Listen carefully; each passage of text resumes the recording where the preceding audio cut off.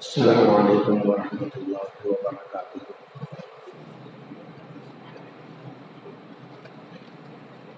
بسم اللہ الرحمن الرحیم۔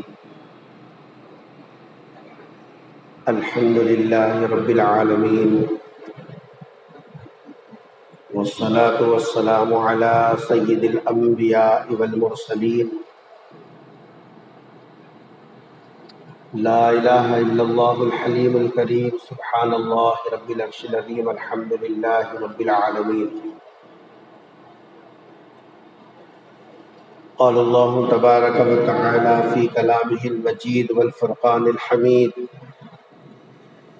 فاعوذ باللہ من الشیطان الرجیم، بسم اللہ الرحمن الرحیم۔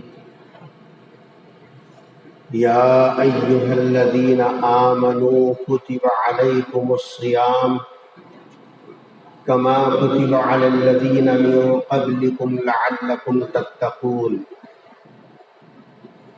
وقال تعالی شہر رمضان الذی انزل فیہ القرآن ہدی للناس وبینات من الہدی والفرقان فمن شہد منکم الشہر فلیصمہ۔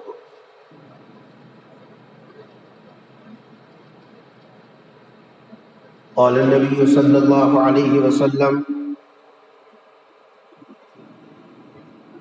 اذا دخل رمضان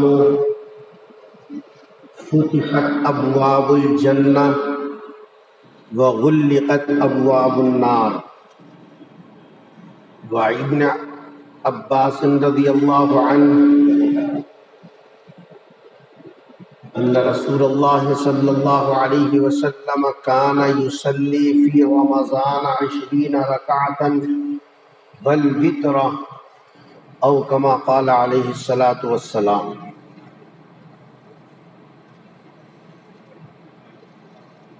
عزیزان گرامی،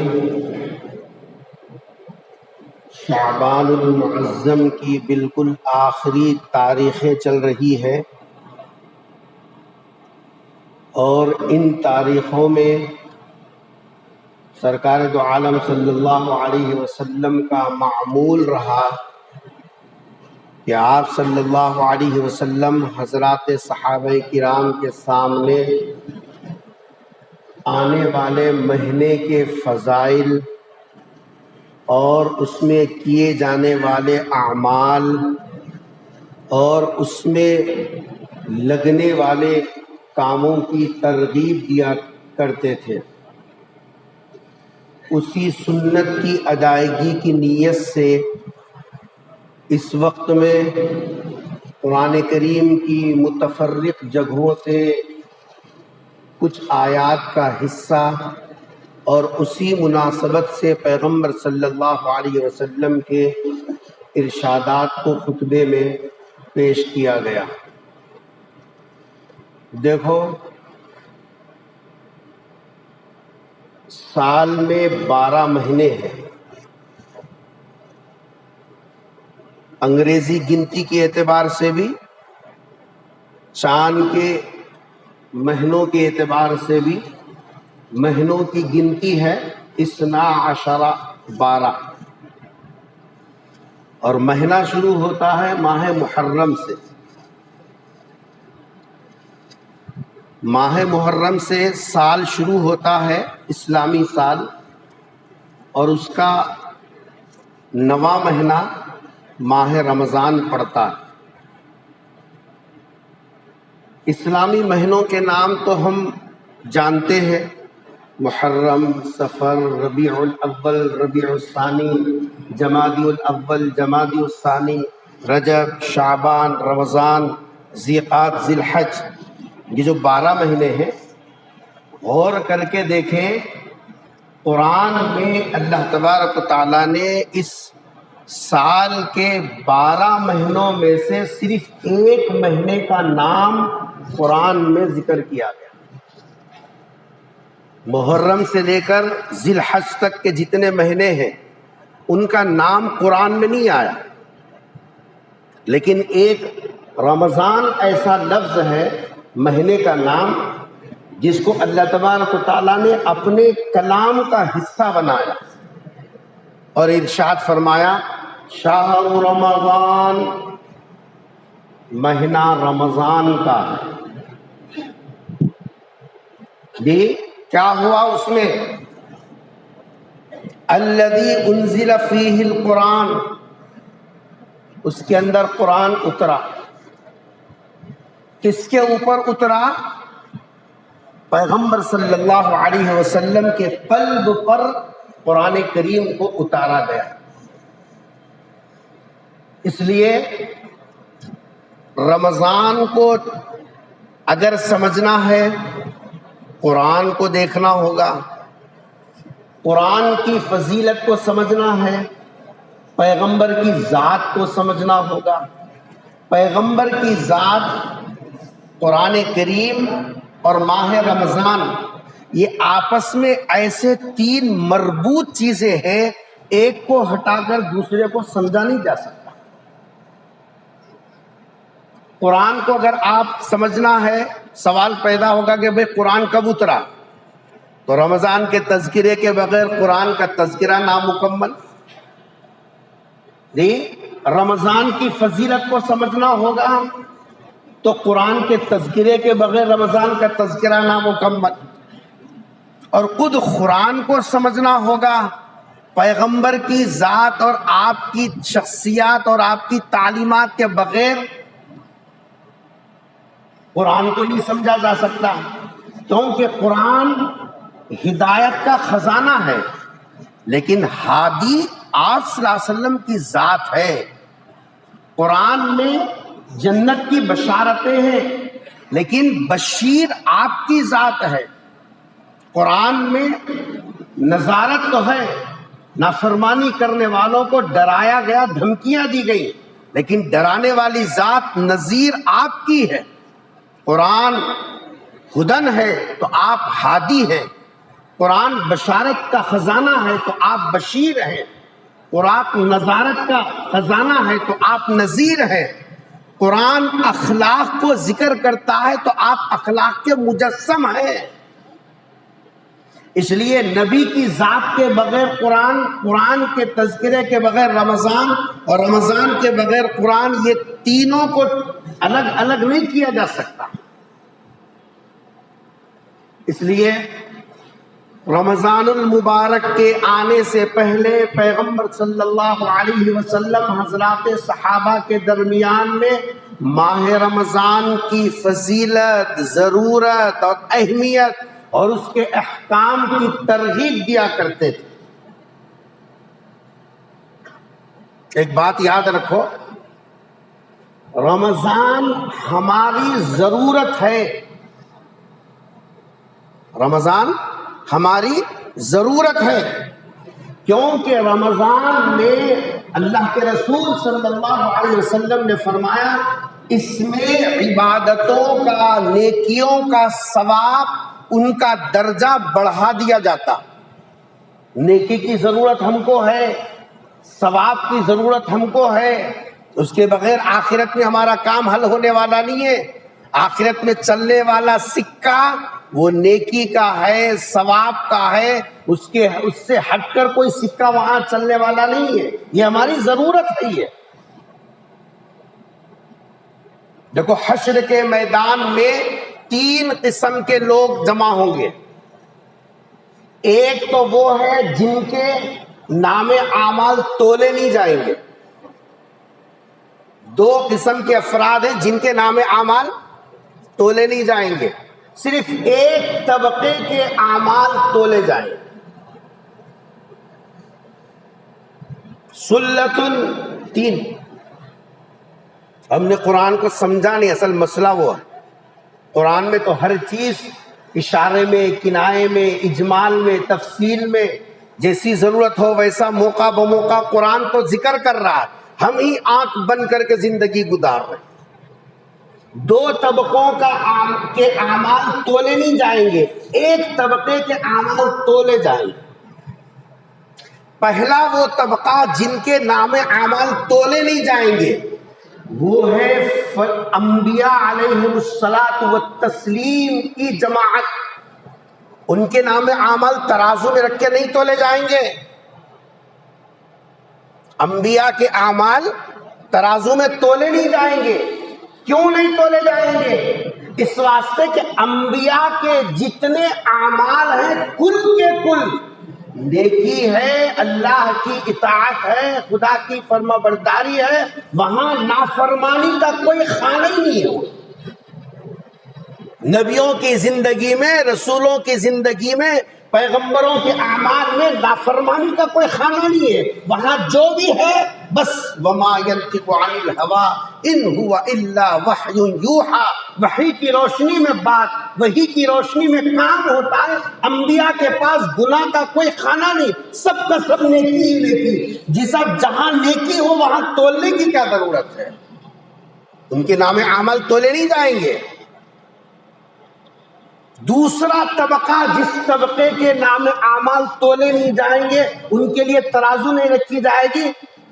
قرآن کہتا فلا نقیم لہم یوم القیامہ، ہم اس دن ان کے لیے ترازو ہی نہیں رکھیں گے. اور وہ ہے کافر، اللہ تبارک و تعالیٰ کے وجود کا انکار کرنے والے، کیونکہ ان کے ہاں جو کچھ ہے سب کا سب نافرمانی ہی نافرمانی، بغاوت ہی بغاوت ہے، شرارت ہی شرارت ہے، انکار ہی انکار ہے. نیکی نام کی کوئی چیز نہیں، کیونکہ ایمان کے بغیر کوئی نیکی نیکی ہے ہی نہیں. چاہے وہ مصلی میں ٹھہر کے ٹوپی لگا کے نماز پڑھے، افطاری کی صف میں بیٹھ جائے، یہ سب غریبوں کو کچھ کرے، نیکی نیکی نہیں ہے. ایمان کے بعد نیکی نیکی بنتی ہے. ان کے ہاں جو کچھ ہے بس وہ بغاوت الہی ہے، وہاں نیکیوں کا کوئی کام نہیں. اس لیے ان کے نام اعمال بھی تولے نہیں جائیں گے. بچ گیا ایک طبقہ، وہ ہے اہل ایمان کا. قرآن کریم کہتا ہے خلطوا عملا صالحا وآخر سیئا. یہ طبقہ وہ ہے جو نیکیوں کے ساتھ کبھی کبھی شرارتیں بھی کر لیتا ہے، کبھی کبھی پیر پھسل جاتا ہے، کبھی کبھی قدم اس کا جیسا راہ حق سے ہٹ جاتا ہے. خلطوا عملا صالحا وآخر سیئا. نیکیاں بھی ہیں، نافرمانیاں بھی ہیں، یہ سب اچھائیاں بھی ہیں، یہ سب جو ہے نہ برائیاں بھی ہیں. چونکہ ان کے پاس دو قسم کی چیزیں ہیں، اس لیے اب ترازو قائم کر کے دیکھا جائے گا. من يعمل مثقال ذرة خيرا يرى ومن يعمل مثقال ذرة شرا يرى وأما من ثقلت موازينه فهو في عيشة راضية. نیکیوں کا پلہ اگر بھاری ہے، کیونکہ اس کے پاس یہ تھیلا بھی ہے، وہ تھیلا بھی ہے، یہ کام بھی ہے، وہ کام بھی ہے، اطاعت بھی ہے، نافرمانی بھی ہے، عبادت بھی ہے، شرارت بھی ہے. اس لیے کون سا بھاری ہے کون سا کم ہے تولنا ضروری ہو گیا. اس لیے اہل ایمان کے لیے ترازو قائم کریں گے. وَنَزَعُ الْمَوَازِينَ الْقِسْطَ لِيَوْمِ الْقِيَامَةِ. اب ہماری ضرورت ہے کہ ہم نیکیوں میں اضافہ کریں تاکہ اللہ کے دربار میں رسوائی سے بچے. اس واسطے اللہ نے سال میں مواقع رکھے. ایک نفل ادا کرو، فرض کے برابر ثواب ہے. ایک فرض ادا کرو، 70 فرضوں کے برابر ثواب ہے. نیکیاں بڑھتی ہیں اس مہینے میں، اس لیے ہماری ضرورت ہے رمضان. رمضان کے مہینے میں کیا کرنا چاہیے؟ مختصراً توجہ کے ساتھ سنیں. رمضان کی جان 4 کام ہے. ماہ رمضان المبارک کی جان کتنے کام ہیں؟ 4 کام ہیں. اگر کوئی ان 4 کاموں کو اہتمام کے ساتھ کر لے گا، دل مطمئن ہو سکتا ہے کہ میں نے رمضان سے کچھ فائدہ اٹھایا. کچھ، اردو سمجھتے تو کچھ فائدہ اٹھا، پورا نہیں. ما عبدنا کا حق کا عبادت، ہم سے پورا حق تو ادا نہیں ہو سکتا، کچھ فائدہ اٹھایا. اور نہ کرنے سے کچھ ہو جانا یہ بھی بہتر ہے. تو رمضان کی جان کتنے کام ہیں؟ 4 کام ہیں. رمضان کی جان پہلا کام وہ ہے روزہ. یہ رمضان کی جان ہے، یہ رمضان کی پہچان اور اس کی علامت ہے روزہ. آپ کو معلوم ہے روزہ کیسی عبادت ہے؟ ہم تو سمجھتے ہیں روزہ اور روزہ رکھنے کا، لیکن اگر روزے کی پیچھے جو حقیقت ہے اور روزے کے اندر جو اصل جان ہے اور اس کی اصلیت کا پتہ چل گیا نا تو پھر کبھی روزہ نہیں چھوڑتا. ارے گرمی، وہ حقیقت جب سامنے رہے گی تو گرمی، تمازت، حرارت، یہ سب چیزیں بے معنی ہو کر رہ جاتی ہیں. دیکھو نماز ہے، بڑی عبادت ہے کہ نہیں ہے؟ حشر کے میدان میں سب سے پہلے جس عبادت کا سوال ہوگا روز محشر کے جہاں اداس بود اولی پرسش نماز بود. سب سے پہلے اگر پوچھ ہوگی تو وہ نماز کے بارے میں ہوگی. نماز کے اندر کیا ہے؟ کھڑے ہونا، کسی کے سامنے با ادب رکوع کرنا، کسی کے سامنے عظمت کے ساتھ جھک جانا، کسی کے سامنے سجدہ کرنا، مکمل اپنے آپ کو مٹا دینا. نماز بڑی عبادت، لیکن کسی کو بڑا سمجھ کے کھڑا ہونا ہے، کسی کے سامنے عظمت کے ساتھ جھک جانا ہے، کسی کو جیسا کسی کے سامنے اپنے آپ کو فنا کرنا. نماز کے اندر یہ چیزیں. حج کے اندر طواف، کسی کے گھر کے اطراف دیوانہ وار عشق کے اندر چکر لگاتا ہے، جیسا جو ہے حجر اسود سے شروع کرتا ہے پھر حجر اسود پہ ختم کرتا ہے، دیوانہ وار کسی کی محبت میں گول گھومتا رہتا ہے. ملتزم حجر اسود اور چوکٹ کے بیچ میں جو حصہ ہے وہاں چمٹ کے دعا کرتا ہے. حدیث میں ہے کہ جو بھی دعا مانگو اللہ تعالیٰ قبول کر لیتے. خدا کے در کی چوکٹ کو پکڑ کے روتا ہے. یہ عبادتیں ہیں، لیکن یہ وہ عبادتیں ہیں جس کے اندر اللہ تبارک و تعالیٰ کی صفت کا یہ عبادت مظہر نہیں بنتی. نماز بڑی عبادت ہے، لیکن کسی کے سامنے بڑا سمجھ کر کھڑا ہو جانا، اللہ اس سے پاک ہے. اردو سمجھ میں آ رہی ہے؟ اللہ اس سے پاک ہے کہ کسی کو بڑا سمجھ کر اللہ کھڑے ہو جائے، ممکن نہیں ہے، کیونکہ اللہ سب سے بڑے ہے. رکوع کسی کے سامنے کسی کی عظمت پہ جھک جانا، اللہ تعالیٰ رکوع سے پاک ہے. سجدہ اپنے آپ کو فنا کر دینا، اللہ تبارک و تعالیٰ کسی کے سامنے جھکنے سے پاک ہے. نماز عبادت بڑی ہے لیکن اللہ کی صفات کا مظہر نہیں ہے. طواف بڑی عبادت ہے، پوری دنیا میں ایک ہی جگہ ادا کی جانے والی عبادت ہے، لیکن اللہ تبارک و تعالیٰ طواف نہیں کرتے. ملتزم جگہ اچھی ہے کہ چمٹ کے دعا کیا جائے، جتنا جسم اس دیوار کو لگا سکتے ہیں لگا لگا کر دعا کرنا، اس لیے اس کا نام ملتزم رکھا گیا، چمٹ کے دعا کرنا. لیکن اللہ تعالیٰ دعا نہیں کرتے. لیکن غور کرو، روزہ ایک ایسی عبادت ہے جس میں صفت الہی کا مظہر، بھوکا رہتا ہے، پیاسا رہتا ہے جی. اور اللہ تبارک و تعالیٰ کی صفت بھی وَهُوَ يُطْعِمُ وَلَا يُطْعَمُ، اللہ دوسروں کو کھلاتا ضرور ہے، کھاتا نہیں ہے. اللہ دوسروں کو پلاتا ضرور ہے، خود پیتا نہیں ہے. اللہ تعالیٰ دوسروں کو سلاتا ضرور ہے، خود سوتا نہیں ہے. لَا تَأْخُذُهُ سِنَةٌ وَلَا نَوْمٌ.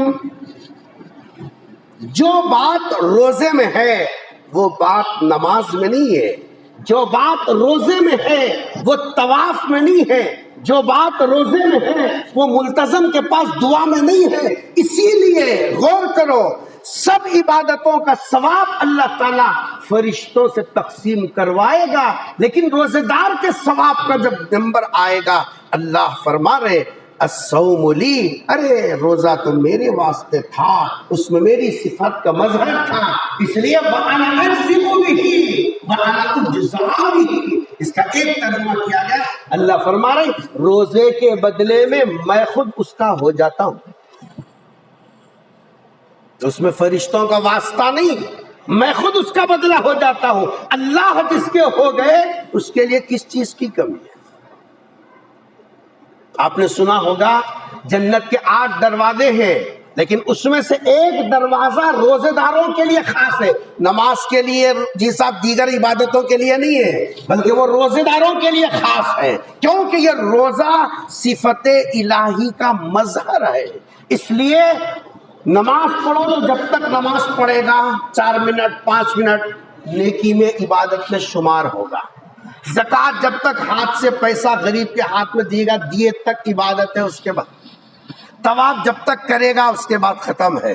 لیکن روزہ ایسی عبادت ہے، روزہ رکھ کر سوتا بھی ہے تو عبادت میں لکھا جاتا ہے، روزہ دار چلتا بھی ہے تو تیرا چلنا عبادت ہے، روزہ دار خاموش بیٹھا تو بھی خاموش رہنا عبادت ہے، روزہ دار تجارت کر رہا تو بھی ثواب لکھا جانا، اس کی ہر حرکت ثواب میں عبادت میں شمار ہو رہی ہے، یہ دیگر عبادتوں میں یہ نہیں ہے۔ جب یہ حقیقت اگر ہمارے ذہن میں آ جائے، اب اس کے سامنے میں اللہ کی صفت کے مظہر والی عبادت ادا کر رہا ہوں، اس کے سامنے دھوپ کیا چیز ہے، اس کے سامنے دھوپ کیا چیز ہے، اس کے سامنے تھکن کیا حیثیت رکھتی ہے، اس کے لیے تو سب کچھ برداشت کرنا آسان ہے۔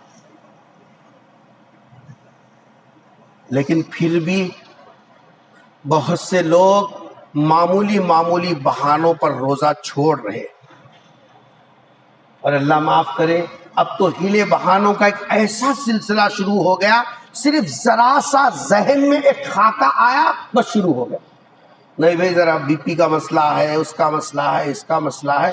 کتنے شوگر والوں کو آپ نے دیکھا ہوگا دعوت میں بیٹھ کے دمادم میٹھے کھا رہے، بولے خان صاحب تمہارے تو شوگر ہے نا، چلتا جی حیض کھانے کے واسطے، مرنے کے بعد کھاتے ہیں کیا؟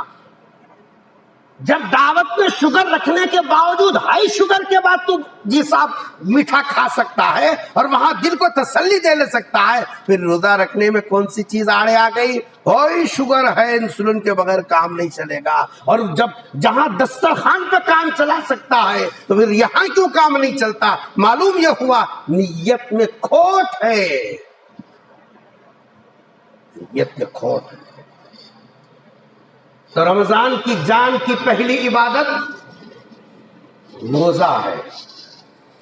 دوسری عبادت، رمضان کی دوسری عبادت، ذرا غور سے سننا، رمضان المبارک کی دوسری عبادت جو دیگر مہینوں میں ادا کرنا بھی چاہے جگہ پر ہو، سفر پر ہو، حضر پر ہو، مکے میں ہو، مدینے میں ہو، دنیا کے کسی ملک میں بھی تو ادا کرنا چاہے، رمضان کے علاوہ تو ادا کر ہی نہیں سکتا، کر بھی لیا تو وہ عبادت نہیں ہے۔ اس کا نام ہے تراویح، اس کا نام ہے تراویح۔ وہ صرف اور صرف رمضان ہی میں ادا کی جا سکتی ہے، اس لیے لکھا تراویح رمضان کی شان ہے، عظمت کی کلاه۔ بادشاہ کا جیسا تاج رہتا نا، اس کے بغیر بادشاہ پہچانا نہیں جاتا۔ ہمارے دکن کے علاقے کے بہت بڑے واعظ اللہ والے گزرے، حضرت مولانا عاقل حسامی صاحب دعوت برکاتہ، ان کے امامہ بننے کا ایک عجیب انداز تھا، اور ان کو پہچانتے بھی تھے امامے کے ساتھ۔ ہم حضرت کے مدرسے میں پڑھ رہے تھے، ایک مرتبہ عصر کے بعد حضرت بغیر امامے کے بچوں کو جی صاحب جو ہے کمروں میں تلاش کرنے کے لیے بغیر امامے کے آئے، میں بھی تھا اس میں کمرے میں، نماز کے لیے وگانے کے لیے آئے، پہچانے نہیں کون صاحب ہے کون صاحب ہے کون صاحب ہے۔ پیچھے سے بچوں نے کہا کہ حضرت ہے، سامنے جا کر دیکھا تو واقعی حضرت ہے۔ حضرت کی پہچان آپ کا امامہ، رمضان کی کلاه، عظمت کی کلاه وہ تراویح ہے۔ کبھی آپ نے غور کیا رمضان کا چاند شروع ہو جاتا جیسے ہی نکلتا ہے، روزہ پہلے نہیں ہے۔ کہاں سے شروع ہوتا ہے رمضان؟ وہ تو 8-12 گھنٹوں کے بعد کا نمبر ہے اس کا۔ کہاں سے شروع ہوتا ہے رمضان؟ تراویح سے شروع ہوتا ہے، کیونکہ یہ رمضان کی شان ہی تراویح ہے۔ تھوڑی دیر کے لیے تراویح ہٹا دو، اب دیکھو رمضان میں کیا رکھا ہے۔ روزہ ویسے بھی نفل کبھی بھی رکھ سکتے ہو، تو مہینے میں 3 دن تو سرکار روزے رکھ کے بتلائے، شب برات کے دوسرے دن روزہ رکھنے کا حکم دیا گیا۔ جی صاحب آپ کو جو ہے نفل روزے آپ پیر کے دن بھی رکھا کرتے تھے، جمعرات کو رکھا کرتے تھے، جمعے کو رکھا کرتے تھے، جی کفارے کے روزے کبھی بھی رکھ سکتے تھے، سال بھر میں روزہ رکھ سکتے تھے، لیکن تراویح ایک ایسی عبادت ہے کعبے میں جا کے بھی پڑھنا چاہے رمضان کو چھوڑ کر تو پڑھ نہیں سکتا، پڑھا تو وہ تراویح ہو۔ تراویح رمضان کی شان ہے، روزہ رمضان کی جیسا پہچان۔ ہمارے پاس کیا پہچان ہے؟ حریص کی بھٹیاں رمضان کی پہچان بن گئی، کاروبار کے اگبیس رمضان کی پہچان بن گئے، چندیاں چپاتیاں خریدنا رمضان کی پہچان بن گئے۔ رمضان نیا اسٹاک، رمضان نئی حریص، رمضان نیا فنا، رمضان، ارے کاروبار رمضان کی پہچان تھوڑا ہی ہے۔ نیکیوں کے سمیٹنا اصل کام تھا، آج خیر کس کو دیکھ کے رمضان آ رہے ہیں؟ بھٹیاں لگتے ہی رہے وہ کپدو نیلا وچنٹو کڑ پڑتی، بھٹیاں لگاتے ہیں مسلمان دھڑا دھڑ، ہر گلی میں 10 لگا رہی، آئے جیسا دکھ رہا رمضان کا مہینہ، بھٹی دیکھ کے پہچان رہا۔ ہونا یہ چاہیے تھا ہمارے روزے اور تراویح کو دیکھ کر غیر پہچانتا کہ صاحب رمضان شروع ہو گیا۔ اس پہ رونا ہے آج۔ عورتوں کا بازاروں میں شاپنگ کے لیے رات اور دن ایک کر دینے کا نام رمضان ہے، اس لیے دکانوں کے یہ صاحب دکان چمک رہے ہیں، ان کو یہ احساس نہیں ہے کہ جی صاحب رمضان کی پہچان کپڑوں سے ہے ہی نہیں۔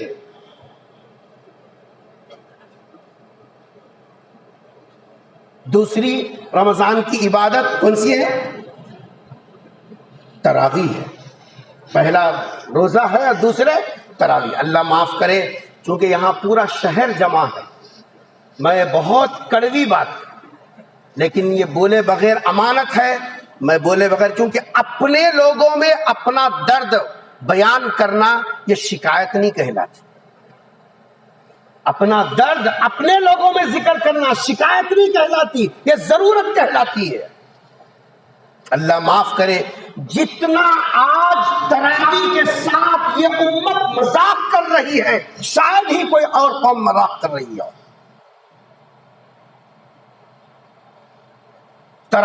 مسجد کی ذمہ دار حضرات اگر شہر کے یہاں ہیں وہ کان کھول کر سنیں، مسجد میں جتنے مصلی عام لوگ تراویح پڑھنے کے لیے مسجد میں آتے ہیں وہ پورا بھروسہ اور اعتماد کمیٹی والوں پر کرتے ہیں، اور کمیٹی والوں کو چاہیے مصلی پر اس امام کو کھڑا کرے جو اللہ کا کلام صحیح پڑھتا ہو،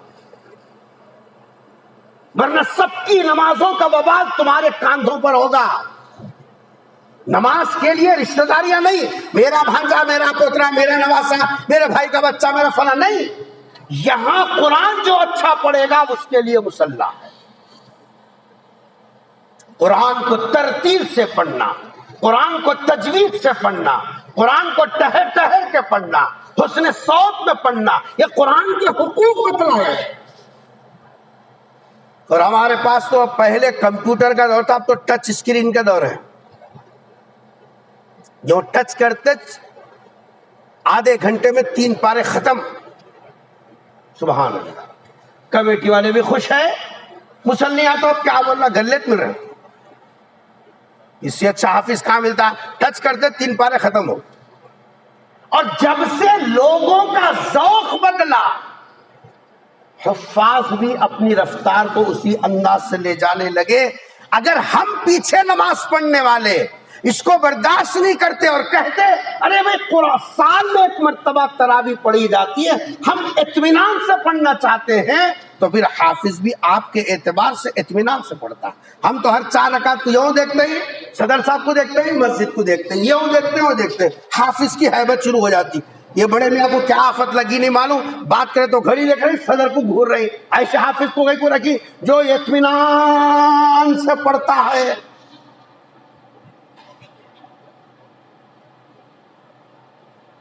جو معاف کیجئے اس کڑوی بات کے اوپر، یہ میں کڑوی بات آپ سے نہ کہوں تو کس سے کہوں میں؟ مسجد کے ذمہ داروں کی یہ ذمہ داری ہے، جہاں آپ نے چننا پانی کیا اور مسجد کے لیے جیسا مصلیوں کے لیے اور راحت کا انتظام کیا، اللہ کے واسطے ایسے حافظ کا انتخاب کیجئے جو قرآن صحیح پڑھتا، رک رک کے پڑھتا، اور قرآن کا مزہ تو تم سال بھر میں کہاں لیتے ہیں، وہ تو مردیاں کے واسطے حوالے کرتے ہیں، جاؤ رے تم لوگ آؤ۔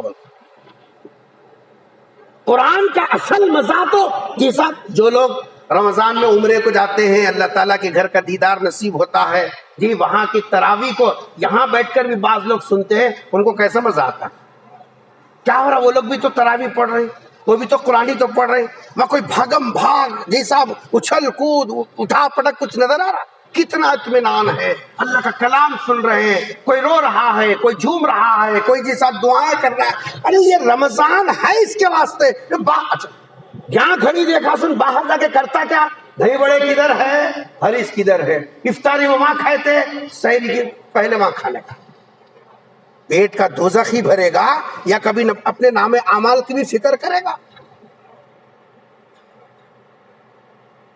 تو رمضان کی پہلی عبادت روزہ اور دوسری عبادت تراویح، اس لیے نوجوان پھر بھی پڑھ رہے ہیں، لیکن ان کا پڑھنا بھی ویسی ہے، پہلی رکعت میں وہاں وضو خانے میں بیٹھے گپ شپ کر لیتے ہوئے، کمیٹیاں کی غیبت کر لیتے ہوئے، مصلیوں کی، امام کی، موذن کی جی صاحب کھٹی مٹھی بول لیتے ہوئے، اور جہاں رکوع میں بڑھو کھول کے بھاگ کے آگے۔ اللہ تعالیٰ کے ساتھ دھوکہ نہیں ہو سکتا۔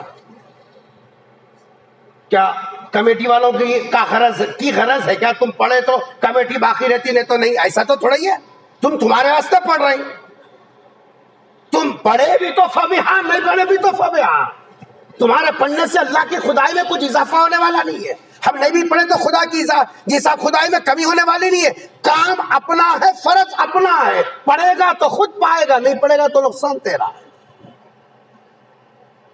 تو ایک ہو گیا روزہ، دوسری ہو گئی تراویح، تیسری عبادت جو رمضان کی جان ہے وہ ہے تلاوت۔ کیا ہے تلاوت کے معنی؟ قرآن کو پڑھنا۔ میں اردو میں عمدن بعض الفاظ استعمال کر رہا ہوں تاکہ مضمون سمجھ میں آ جائے۔ قرآن کو پڑھنا، اخبار پڑھے سا خالی ایسا یوں گھورے یوں گھورے یوں گھورے یوں گھورنے کا نام تلاوت نہیں ہے۔ اکثر لوگ منہ بند خاموشی کا روزہ رکھے، قرآن کھولنے کو بیٹھے، تو اخبار پڑھے سا، پھر یہ صفحہ پڑھے سا، پھر یہ صفحہ پڑھے سا، پھر یہ صفحہ۔ تلا یتلو کا مطلب ہے حروف ادا کرنا، تجوید کے واسطے ہے، خالی گھورنا رہے تو خا نکالو عین نکالو، کہیں کو بولی جب آواز نکالنا چاہیے ہے تو یہ سب تجوید کی کیا ضرورت ہے، خالی گھورو بولتے تھے۔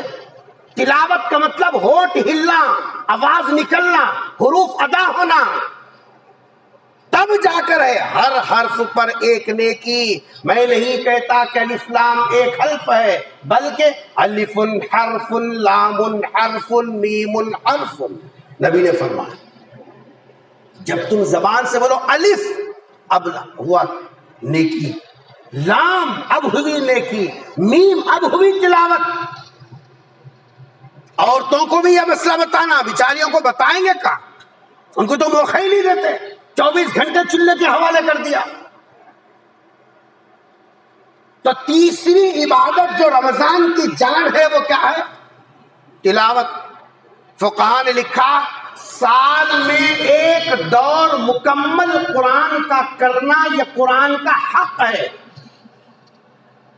سچی بولو، اللہ کے گھر میں بیٹھے، پانی نہا کے آئے، کپڑے بدل کے آئے، عطر سرما سب لگا کے آئے، کچھ لینے کی نیت سے آئے، سچ بولو گئے سو رمضان سے یہ رمضان تک قرآن کے 30 پارے مکمل پڑھا کیا؟ اپنے آپ کو پوچھ لے،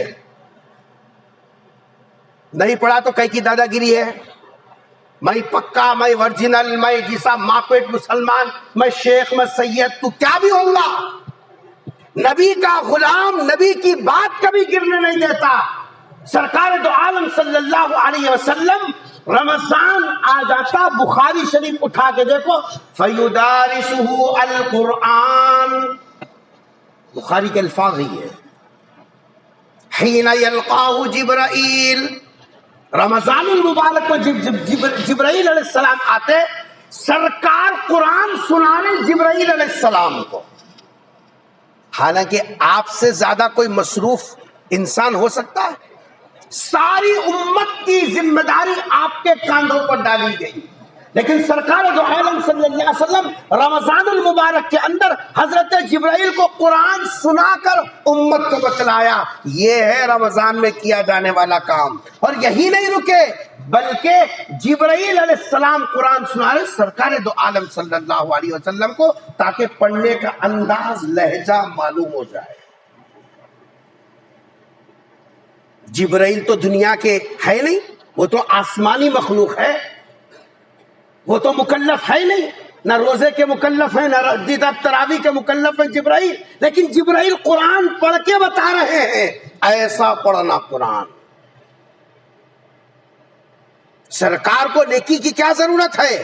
سرکار دو عالم صلی اللہ علیہ وسلم امت کی ترغیب کے لیے آپ قرآن کو پڑھنے کی مشقت برداشت کر رہے، اور جبرائیل قرآن سنانے کی مشقت برداشت کر کے قیامت تک آنے والے کلمے والوں کو بتایا رمضان کے اوقات تلاوت کے ساتھ گزرنا.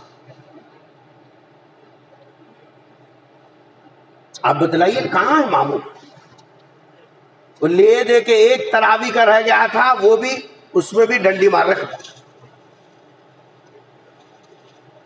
شبینوں کا جو نظام مصروف ترین لوگوں کے لیے جو ایک گنجائش کی شکل ہے، شبینوں کا جو نظام ہے وہ جو مصروف ترین لوگوں کے لیے تاکہ تراویح معاف کرنے کے لیے نہیں ہے. وہ ہم ہر جگہ سے اپنا نکال لیتے ختم، جہاں بھی موقع ملا پٹ بول کے نکال لیں، ہوشیار سمجھتے. وہ تراویح معاف کرنے کے لیے شبینہ نہیں ہے، قرآن نامکمل نہیں ہونا اس کے لیے گنجائش ہے وہ. ورنہ تو تراویح مہینہ بھر چاند سے لے کر چاند تک پڑھی جانے والی عبادت کا نام ہے. کیا کرے نوجوانہ؟ بول صاحب ہمیں دیتی ہو جہاں شبینہ ہونا 6 دن کا 8 دن کا 10 دن کا. بول صاحب بھی بولے صحیح ہے، بچے خالی ہے، قرآن نہیں سنا تو قرآن کچا رہ جاتا، ایک بہانے سے چلو ان کو بھی قرآن سنانے کا موقع مل جاتا. کبھی شادی خانے میں، کبھی مسجد کے اوپر، کبھی یہاں کبھی وہاں، یہ سب موقع نکال لیے. اب 4 دن میں 6 دن میں 5 دن میں قرآن پڑھ لیے، اس کے بعد کہاں ہے؟ حریص کی بھٹی کے اطراف میں مکھیاں بھن بھناتے نہیں، کبھی یہاں کبھی وہاں کبھی یہاں کبھی یہاں. غیر کیا سوچ رہا؟ آپ بولیے رمضان کی قدر کہاں تھی؟ کیا کر رہے ہیں ہم؟ آپ بولیے. اس لیے رمضان کی پہلی عبادت روزہ، رمضان کی دوسری عبادت تراویح، اور تیسری رمضان کی عبادت وہ ہے تلاوت.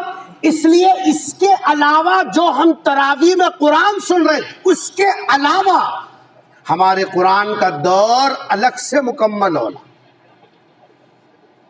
میرے والد صاحب کو میں دیکھا زندگی میں، جب بھی رمضان آ جاتا تو رحل کے اوپر قرآن ہمیشہ دیوان خانے میں رکھی ہوئی رہتی. مسجد میں ابا جان کی قرآن، مسجد میں امام تھے لیکن ابا جان کی قرآن اور رحال مولانا صاحب کو معلوم تھا کہ مولانا صاحب کوسی قرآن میں پڑھتے، جیسے اور کام کرتے مولانا صاحب کی قرآن وہاں رکھ دیتے. ظہر ہو گئی ابا جان کی قرآن چل رہی ہے اثر تک، اثر ہو گئی ذکر میں مصروف ہو گئے. گھر کے اندر دیکھا امی جان اپنی قرآن جی صاحب پڑھ رہی ہے. ایک ماحول قرآن کی تلاوت کا. صحیح بولو، ایک بات پوچھتا ہوں، اگرچہ کہ چھوٹا منہ بڑی بات ہو جائے گی، لیکن اپنوں سے بولنے میں کیا جی صاحب جو ہے شکایت ہے؟ کبھی بیگم کو پوچھے میرے تو 16 پارے ہو گئے جی، تم کتنے پڑھی؟ مر ہاف پارٹنر ہے نا جی؟ انہیں نہیں، ہاف پارٹنر ہے نہیں ہے، رفیق حیات ہے، زندگی کا آدھا حصہ ہے، جنت میں ساتھ میں رہنے والی ہے، پورے حوروں کی سردار بنیں گی. تم بولیں گے یہاں بھگتنے سے دھوت ہے وہ دریندر کو، وہاں کہیں کو بھیڑ کو. اللہ میاں جنت میں بھیجیں گے تو وہ پورا نکال کو کچا ٹچ صاف کر کو بھیجتے ہیں، پیسہ نہیں بھیجتے. یہاں بھیجا کھا جیسا وہاں نہیں کھاتی. کبھی سچی بولو بالا سفید ہو گئے، وہ بچپنے سے اب تک روزے رکھ رہے، تلاوت پڑھ رہے، فلاں فلاں کر رہے. کب تو بھی بیگم کو پوچھے بیگم آج تو ہم آدھا پارا پڑ گیا، تمہارا پاؤ تو بھی ہوا کیا؟ یہ پکائی وہ پکائی، چپے چندیاں، یہ 24 گھنٹے اس کو یہ صاحب چپے چندیاں کے حوالے کرے. لیکن کبھی گھر والے نیکی کی بات کب کریں گے؟ جب دیکھیں لڑائی کی بات کرے بیگم سے. آخر وہ خالی پکانے کھانے کی مشین ہے یا پھر نیکیوں میں ایک دوسرے کے معاون بننے کی ہے وہ؟ ہم نے اپنے کانوں سے سنا ابا جان کو کبھی کبھی گھر میں آ جاتے تھے، کہاں گئے تمہارے امی، پوچھتے تھے حیوان بلاؤ تمہارے امی کو. گھر زندگی گزارنے کا الگ سلیقہ رہتا، باہر معتبری کر لینے سے استری کپڑوں سے کام نہیں چلتا. ابا جان بولتے تھے امی کہاں بلاؤ، امی جان آ جاتی، سلام کرتے ہوئے آتی تو ابا جان بولتے الحمدللہ آج ہمارے 15 پارے ہو گئے، آپ کے کتنے ہوئے؟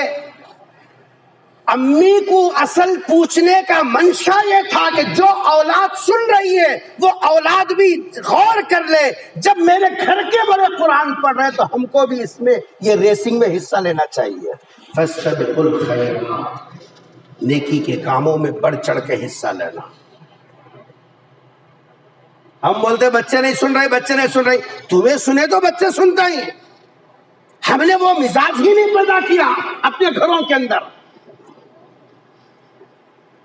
تو تیسری عبادت ہے تلاوت. چوتھی اور آخری عبادت،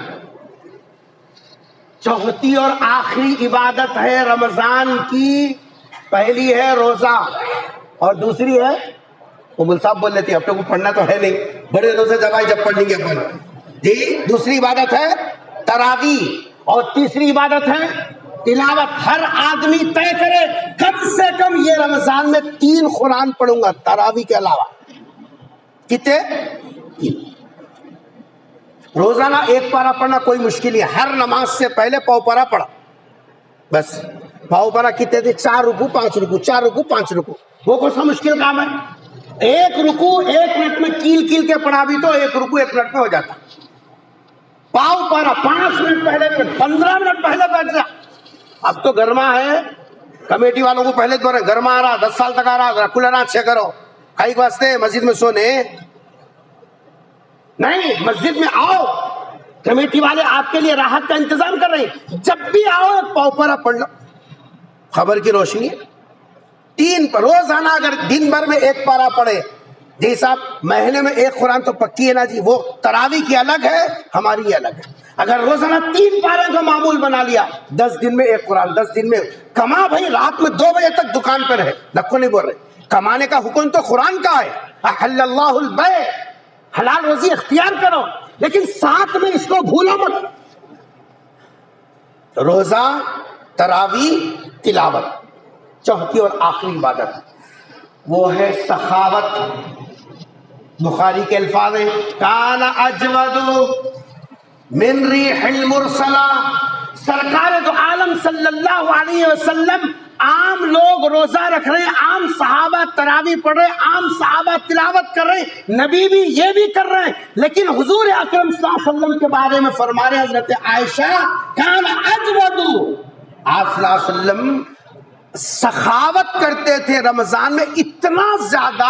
اس کو سمجھانے کے لیے فرما جیسے طوفانی ہوا چلتی ہے، تھر تھر تھر تھر کے ساتھ پورے کپڑے کاغذات مار لے کے جاتے ہیں، ایسے آپ صلی اللہ علیہ وسلم کی سخاوت. کوئی چیز اپنے پاس رکھتے رہے، سب دیتے رہے.